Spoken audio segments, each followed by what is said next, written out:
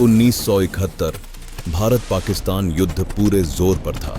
लड़ाई सिर्फ सरहद पर नहीं थी, यह लड़ाई हौसले, दिमाग और जज्बे की भी थी। पाकिस्तान को पूरा यकीन था कि सिंध का चाचरो सेक्टर पूरी तरह सुरक्षित है। चारों ओर फैला सूखा रेगिस्तान, लंबी दूरियां और कोई तात्कालिक खतरा नहीं। लेकिन उसी अंधेरी रात भारतीय सेना कुछ बड़ा करने वाली थी।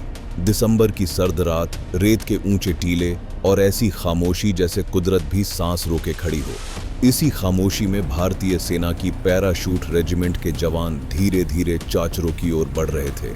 यह कोई आम हमला नहीं था, यह थी एक रेड, तेज, सटीक और पूरी तरह योजनाबद्ध। मिशन बिल्कुल साफ था, पाकिस्तानी चौकियों को चौंकाना, उनकी सप्लाई लाइनों को तोड़ना और चाचरो कस्बे पर दबाव बनाना। जैसे ही भारतीय जवान पाकिस्तानी ठिकानों के करीब पहुंचे, कुछ पलों के लिए सब कुछ थम सा गया और फिर अचानक गोलियों की आवाजें गूंज उठीं। पाकिस्तानी बलों को समझने तक का मौका नहीं मिला।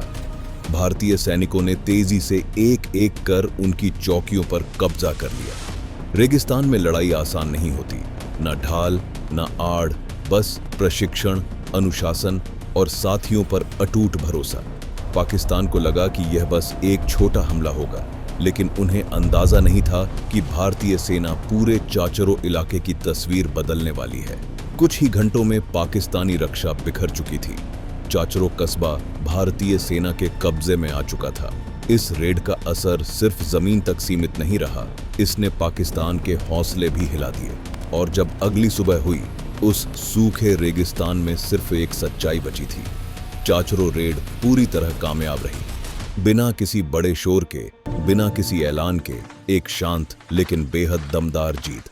आज भी चाचरो रेड 1971 के युद्ध की सबसे कम चर्चित लेकिन सबसे असरदार सैन्य कार्रवाइयों में गिनी जाती है, जहां रणनीति, रफ्तार और जज्बे ने इतिहास रच दिया। जय हिंद।